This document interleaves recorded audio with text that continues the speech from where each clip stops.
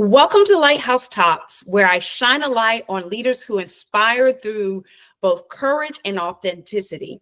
I am excited to have Candace Miller here with me today. I've known her for more than 10 years. She's the owner of Bright Blue Marketing. Candace's journey is one of resilience, navigating profound loss, rebuilding her business with a fresh vision, and even choosing to live on a sailboat. Candace is not just a marketing leader, she's a survivor, an adventurer, a mentor who leads with her heart, a woman after my own heart. Candace, I am so excited to have you here today. Thank you so much, Yvonne. I'm so excited to be here. Candace, you have truly lived many lives, from marketing leader, entrepreneur, sailor. Who are you at your core? I have to say, at my core, I'm a blend of things. I can't point to one thing. There's the nature girl in me. I love getting to new places and discovering new places. But a big part of that is meeting the people there, meeting new people and hearing stories about people. And I would say creativity. And a lot of that goes to marketing creativity. And it's just always something new, a new way to look at a business, or a new way to build something that stands out. You've been really open about losing your husband to suicide, an incredible loss. How did that experience shape the way you live, lead, and make decisions? It definitely shaped me experiencing a tragic loss by becoming more resilient. It really helped me focus more and getting a lot more out of helping others and looking after others and giving back. When I go back to that time or think back to that time, everything's a big blur, except for this one part of my life, that time of my life. There was a circle of people, incredible people that came, and they were like my protectors, and they were genuine, they were gracious, kind, and they just helped me move forward. Their support taught me what truly matters is helping others. It gave me a new sense of perspective. Just the little things don't bother me as much.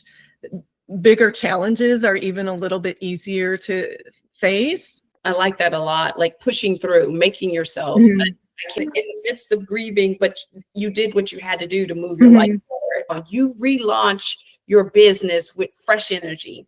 What does this new chapter mean to you?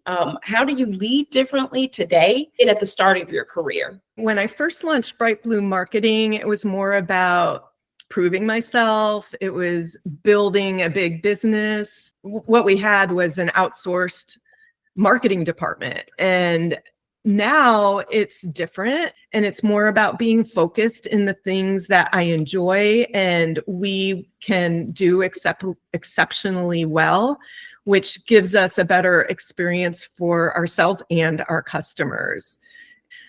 When you think of competitors, you should be fully aware of what your competitors are doing, but you don't want to do the same thing. You want to do something better.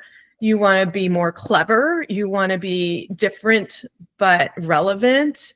And again, embrace change. And I think that's the challenge everybody should be doing with their business. It's hard to embrace change. For most people, they're very uncomfortable with the concept of embracing change. You are really good at authentic relationships. You've built so many opportunities through relationships. Even sailing led to new businesses. What's your philosophy on cultivating authentic connections that last? I think that authentic connections are about giving first before you need something. It's genuinely going to someone and asking how you can help, and building a foundation for a relationship. Building an authentic network, I think, comes from just ensuring you're around people you feel comfortable with.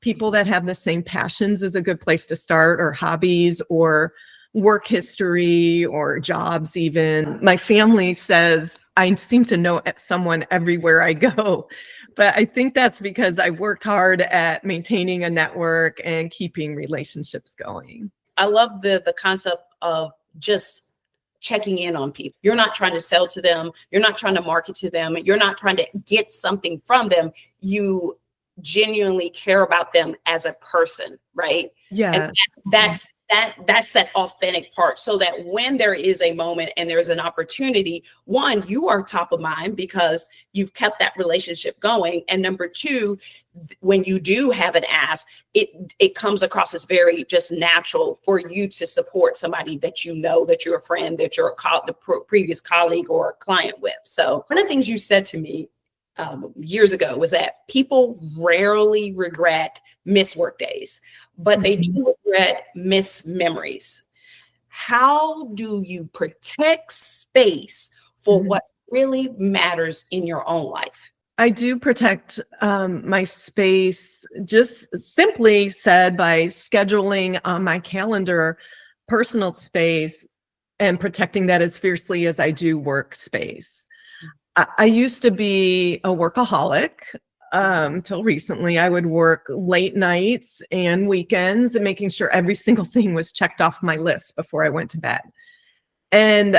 But since I've lost several people that were at young ages, including my dad, who was only 3 months into retirement, I realized that it's so much more important to really protect the time you have with family and loved ones.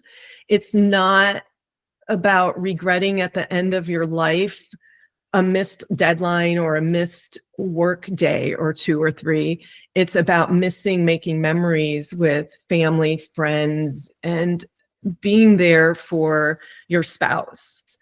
I believe you have to embrace life's experiences and not be afraid to recognize that doors are opening for you and take some time off. You've really made this bold choice to live on a sailboat. I remember when you said, Gordon and I, we're going to pack up the house. You had little Piper at the time, your dog, and you were going to travel around the world and live on the sailboat. And in the midst of that, what did the sea teach you about risk, leadership, and freedom that the corporate world could never?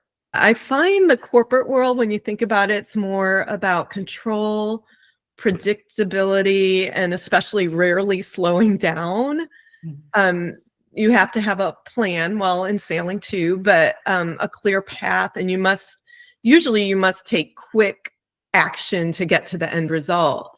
And with sailing, it's forced me to slow down. It's different every single time you go out there. So you really have to surrender control. You have to pay close attention, and you have to embrace the unpredictable. My philosophy has always been to plan for the worst, hope for the best, and always have a plan B, C, D, and E.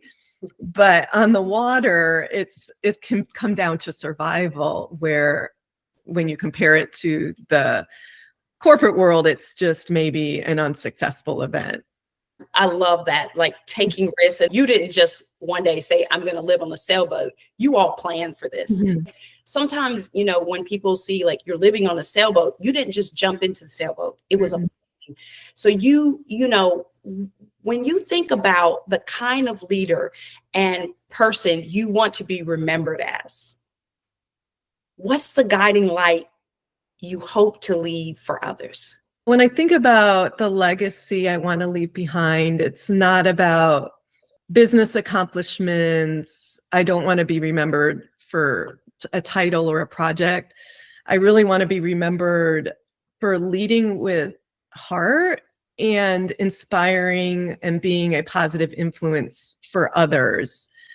I hope my struggles and transparency with my life challenges and unconventional lifestyle inspires others to explore and challenge themselves.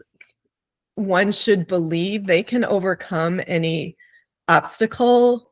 I just want to leave people with the thought or message that my journey has taught me to embrace an unexpected path.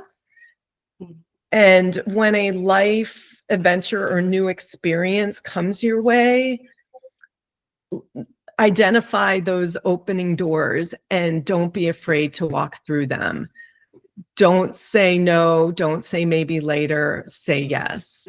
I want to say thank you for sharing your story with such honesty and courage.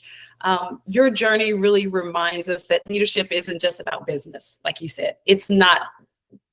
I love the fact that what you want to be remembered for is the life you live, the impact that you gave, and how you inspired others. And I'm one of those people. I love the way you truly choose to live life fully. And that's exactly what the Lighthouse Talks is really about. It's about shining a light on people like you. Thank you, Yvonne, for having me. And I love your passion about everything in general, your family, your work.